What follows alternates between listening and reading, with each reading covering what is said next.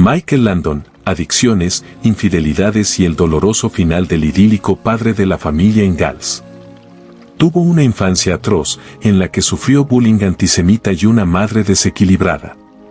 Un accidente lo desfiguró y una lesión que truncó su destino de deportista. Quédate todo el video, así conoces todos los detalles de la vida de Michael Landon. Eugene Maurice Horowitz. Para ustedes, Michael Landon tuvo una vida breve y atormentada, sobre todo en el comienzo y final, lo que suele ser más frecuente. Nació el 31 de octubre de 1936 en una Nueva York que todavía no se había repuesto del crack del 29. Su padre, Eli Horowitz, era empleado de publicidad de la productora RKO. Su madre, Peggy O'Neill, irlandesa católica, sufría desequilibrios psiquiátricos y maltrataba a su marido y a Eugene. En el colegio, al chico no le iba mejor, sufría bullying antisemita, sus compañeros le decían bastardo judío. Su madre le agregaba humillaciones, como colgar las sábanas orinadas por él y burlarse, sin saber qué era la enuresis ni, mucho menos, los traumas infantiles. Eugene se escudaba en su padre. Pero Eli, incapaz de manejar los derrapes psicológicos de su esposa, encontraba alivio trabajando cada vez más tiempo fuera de su casa. Peggy, sin ayuda terapéutica, oscilaba entre encerrarse en su mundo, jamás acompañaba a su hijo al colegio, ni siquiera recordaba su cumpleaños, y lanzar violentas amenazas contra su hijo y contra sí misma. Varias veces pasó de la palabra al acto e intentó suicidarse. Crecí antes de darme cuenta de que otras madres no metían la cabeza en el horno, declaró alguna vez Landon. De joven se dedicó, pese a todo, al deporte, era bueno. Amaba el atletismo y el motociclismo. A los 16 años, en una carrera de motos tuvo un accidente brutal, no murió por poco, pero quedó desfigurado. Le practicaron cirugías reparadoras en la cara, como intuir que esa sería la cara de un galán famoso. Recuperado, Eugene, que se destacaba especialmente en lanzamiento de jabalina, ganó una beca para practicar esa disciplina en la Universidad de Southern California. Se mudó a Los Ángeles. Su vida parecía, por fin, encaminarse. Aunque no. Ni siquiera. Una lesión en su brazo, tras una caída en la que se rompió los ligamentos, le impidió seguir adelante. Sí, tenía una suerte increíble para la desgracia. Nace Michael Landon. Instalado en Los Ángeles, donde a nadie se le negaba un vaso de agua ni un papel de actor, consiguió participar en obras sin tener formación dramática. Su aspecto lo ayudaba, la cara bien reconstruida, melena abundante, cuerpo bien torneado por el atletismo. Pero él sentía que su estatura, 1,75 m, era insuficiente, así que usaba botas con tacos y plantillas que lo elevaban casi hasta el 1,80 m. Su nombre le parecía otra limitación. ¿Qué hizo? Abrió una guía telefónica y dejó que su dedo índice cayera en cualquier lado. Cayó sobre un tal Michael Landon. Eugene no le robó la identidad, pero sí el nombre. En 1959, con 22 años, ya convertido en Landon, logró el primer éxito rotundo, consiguió un papel importante en Bonanza, serie emitida por la cadena NBC. Suerte de western familiar en torno de un hombre viudo y sus 3 hijos. Michael interpretaba al menor, Joe Cartwright. Además, comenzó a involucrarse en la escritura de los guiones y en la dirección de distintos episodios, algunos de ellos, como El Deseo, considerados los mejores de un programa que tuvo multitudes de televidentes durante 14 temporadas. Habituado a la derrota, Landon sufrió el síndrome de los que fracasan al triunfar y, ante las exigencias y los placeres del éxito, se entregó al alcohol y los tranquilizantes. Además, en un raid autodestructivo, llegó a fumar 4 atados de cigarrillos sin filtro diarios.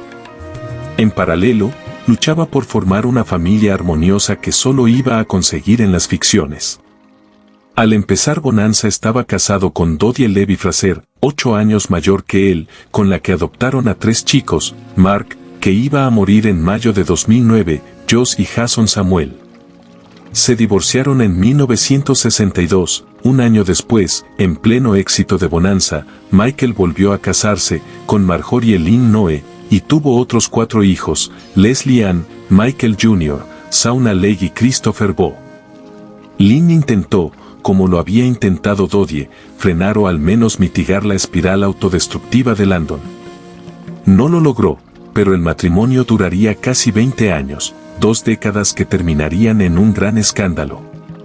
Antes, en 1974, Landon logró su segundo exitazo, como Charles Ingalls, padre de la idílica serie La familia Ingalls, que completaban su esposa Caroline y las 3 hijas del matrimonio, Mary, Laura y Carrie.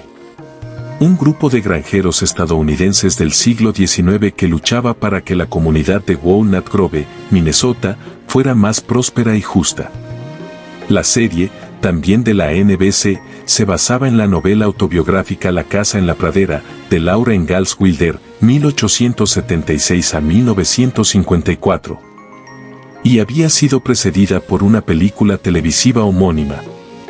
Charles, epítome de todas las virtudes humanas, fue considerado por la revista estadounidense TV Guía como el 4º en la lista de los padres más importantes de la televisión de todos los tiempos. Infidelidad y escándalo. La familia Ingalls terminó en 1982. Las razones fueron variadas, entre ellas, la revelación de que Landon era amante de una maquilladora 20 años menor que él, Cindy Clerico. La infidelidad le costó cara en todos los frentes. En el conyugal, desde ya, pero también en el laboral, sus groupies, que lo idealizaban con las virtudes de Charles, la prensa e incluso sus compañeras de elenco le dieron la espalda. Melissa Gilbert, Laura Ingalls, su hija del medio en la ficción, fue la que tomó peor el asunto. Adolescente, era muy amiga de los Landon, a los que había tomado como segunda familia, ya que sus padres se habían separado cuando tenía 6 años y su padre se había suicidado poco tiempo después.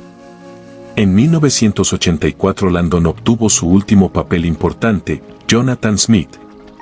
Un ángel que en la serie Camino al Cielo tenía diálogo directo con Dios y estaba dotado de poderes sobrenaturales para hacer el bien, salvo en ciertos casos. No tenía, por ejemplo, dones curativos. En el episodio 16 de la segunda temporada, Sigue sonriendo, se revelaba que había nacido en 1917 y muerto en 1948 de un cáncer de pulmón causado por el tabaco. En el presente, se comunicaba con un policía retirado, Mark Gordon, que intentaba darle sentido a su vida. Gordon era interpretado por Victor French, amigo de Landon y parte del elenco de la familia Ingalls, hacía de Isaiah. Ambos dirigían Camino al Cielo, que tuvo 111 episodios en 5 temporadas, desde 1984 hasta 1989, cuando empezaron a sucederse las desgracias. En abril de 1989, a French le diagnosticaron un cáncer de pulmón fulminante, murió el 15 de junio, a los 54 años. En abril de 1991, el diagnóstico de cáncer, en este caso de páncreas, fue para Landon. El tumor se había diseminado, la metástasis tomaba el hígado y los ganglios linfáticos. Inoperable. Apenada, Melissa Gilbert volvió a comunicarse con su expadre ficcional al enterarse de la noticia. El 21 de mayo de 1991, el actor se sometió a una cirugía por un coágulo que casi le costó la amputación de su pierna izquierda.